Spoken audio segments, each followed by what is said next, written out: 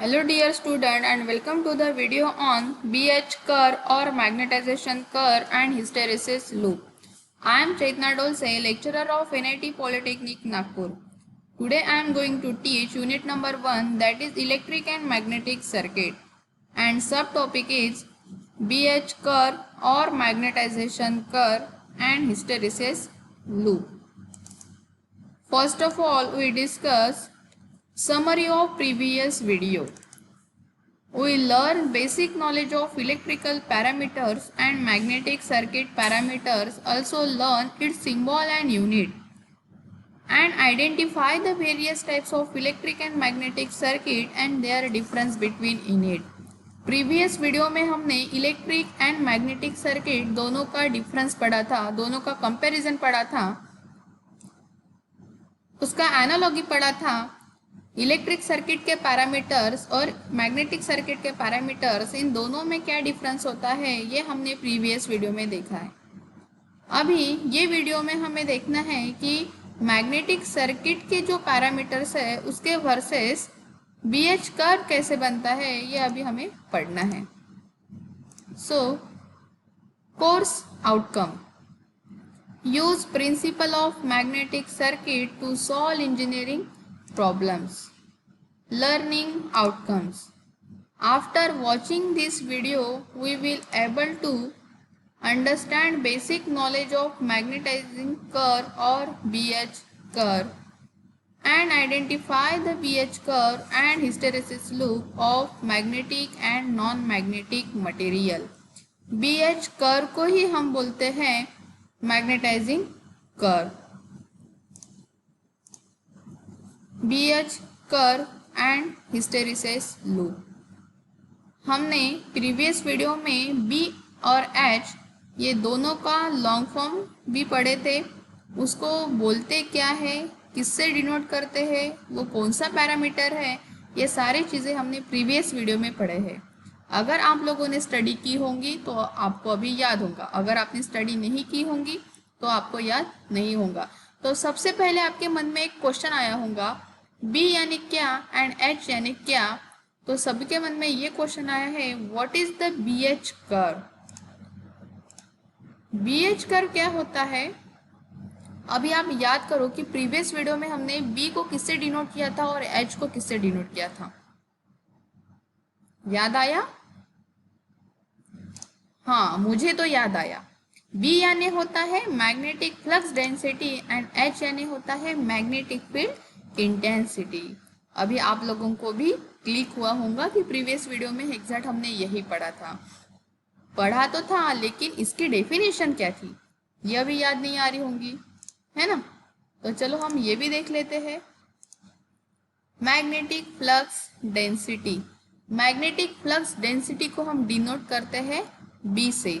तो what is the definition of magnetic flux density?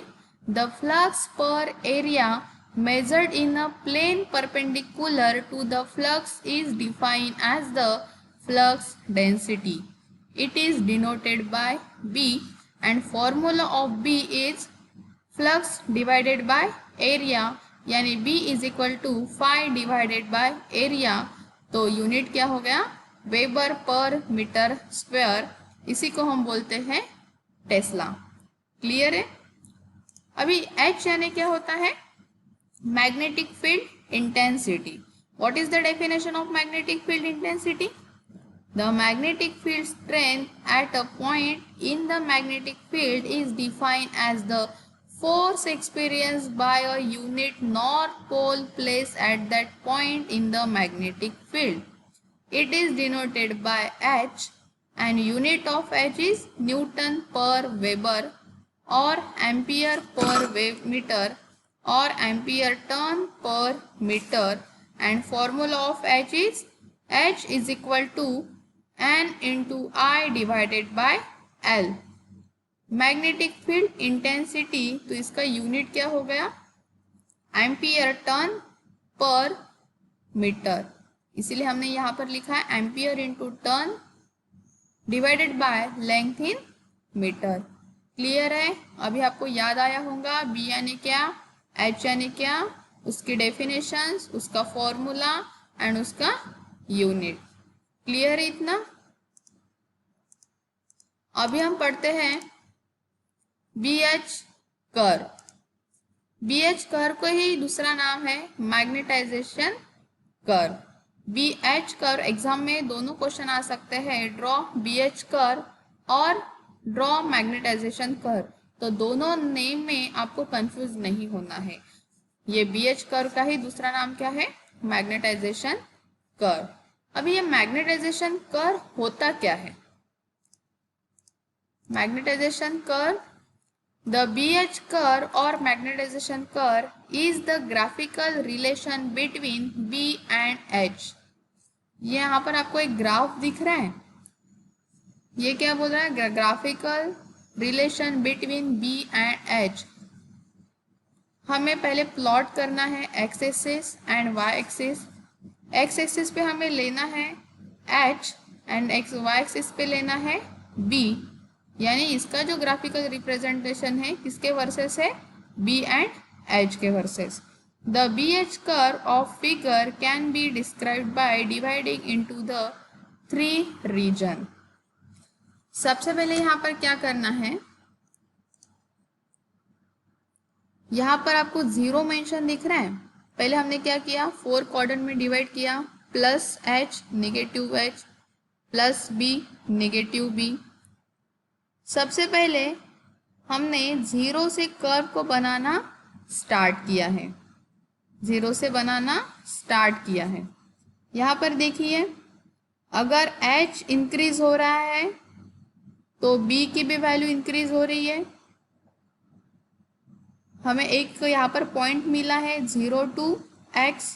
Then हमने x से फिर करंट को इंक्रीज किया है। अगर करंट इंक्रीज होता है तो हमारे h की भी वैल्यू इंक्रीज हो रही है, h की वैल्यू इंक्रीज हो रही है। अगर h की वैल्यू इंक्रीज हो रही है तो हमारी b की भी वैल्यू इंक्रीज हो रही है।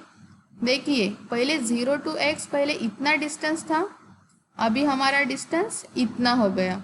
मतलब जैसे जैसे हम करंट को अप्लाई करेंगे, करंट की वैल्यू इंक्रीज होते जाएंगी, वैसे h की वैल्यू इंक्रीज होते जाएंगी। और जैसे h की वैल्यू इंक्रीज होंगी तो b की वैल्यू इंक्रीज होंगी। मतलब ये दोनों टर्म्स एक दूसरे के ऊपर डिपेंड है। तो क्या हम ऐसे बोल सकते हैं कि b directly proportional to h। Clear है? अभी देखिए, x2 जब y पॉइंट जो रीजन क्रिएट हो रहा है, ये जो y पॉइंट है इसका नाम होता है नी पॉइंट। क्या होता है? नी पॉइंट। नी पॉइंट यानी यहाँ से कर्व बेंड होता है, यहाँ से कर्व बेंड हो जाता है और बियॉन्ड y ये करंट इंक्रीज होते जाता है। करंट अगर इंक्रीज हो गया तो h की वैल्यू इंक्रीज होती है, लेकिन ये कंडीशन में सिर्फ h की वैल्यू इंक्रीज होती है लेकिन b की वैल्यू इंक्रीज नहीं होती है, b डज नॉट चेंज। तो ये जो रीजन होता है बियॉन्ड y रीजन, उसी को हम बोलते हैं सैचुरेशन रीजन। इसे ही बोलते हैं सैचुरेशन रीजन। तो अब देखते हैं थ्योरी में क्या लिखा है। The BH curve or magnetization curve is the graphical relation between B and H. The BH curve of figure can be described by dividing into 3 region। 3 region यानी कौन से? 0 to x, x to y second region and beyond y region यानी saturation region, ये हो गया हमारा third reason. देखिए यहाँ पर वही लिखा है, रीजन 0 to x। अभी 0 to x में क्या होता है? For 0 current h is equal to 0 and b is equal to 0, the flux density then increases gradually is the same value of h is increases, however b change slowly in this region and curve start with 0। Previous slide में हमने क्या देखा था कि 0 to x reason में क्या हो रहा है? अगर करंट, सबसे पहले क्या होता है, करंट की वैल्यू 0 तो x की भी वैल्यू 0, तो y की भी h की भी वैल्यू 0। धीरे धीरे हम करंट को इंक्रीज करते हैं। जब करंट की वैल्यू इंक्रीज करते हैं तो h की भी वैल्यू इंक्रीज होती है। अगर h की वैल्यू इंक्रीज होती है तो b की भी वैल्यू इंक्रीज होती है।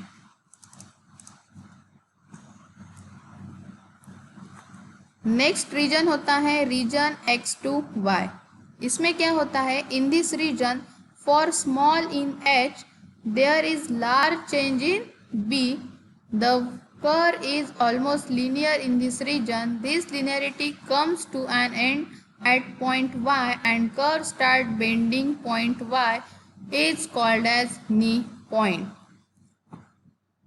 X to Y रीजन, यहाँ पर करंट की वैल्यू इंक्रीज होती है, करंट की वैल्यू अगर इंक्रीज होती है तो H की वैल्यू इंक्रीज होती है, अगर H की वैल्यू इंक्रीज होती है तो B की वैल्यू इंक्रीज होती है। और एक यहाँ पर ऐसा पॉइंट मिलता है Y पॉइंट जिसका नाम है नी पॉइंट, यहाँ से कर्व बेंड होना स्टार्ट हो जाता है, इसीलिए यहाँ पर लिखा है bending, bending the point Y is called as knee point. Third region होता है region beyond Y, beyond Y उसी को हम बोलते हैं saturation region. After point Y the change in B is small even for a large change in H. Finally, BH curve will tend to be parallel to x-axis. This region is called as saturation region. Y point से curve bending होना start हो जाता है, beyond Y reason क्या होता है, उसे हम बोलते हैं सैचुरेशन रीजन। ये सैचुरेशन रीजन में करंट की वैल्यू इंक्रीज होती है, अगर करंट की वैल्यू इंक्रीज होती है तो H की वैल्यू इंक्रीज होती है, लेकिन यहाँ पर B की वैल्यू चेंज नहीं होती है, अगर होती भी है तो एक स्मॉल वैल्यू में चेंज होती है। तो ये सैचुरेशन रीजन पैरेलल होता है एक्स एक्सिस और एक्स एक्सिस पे क्या है हमारा एच, मतलब जो सैचुरेशन रीजन है वो पैरेलल होता है हमारे एच से। क्लियर है? तो यहाँ पर सैचुरेशन रीजन में क्या होता है, the value of H is change but value of B does not change, यही होता है हमारा सैचुरेशन रीजन।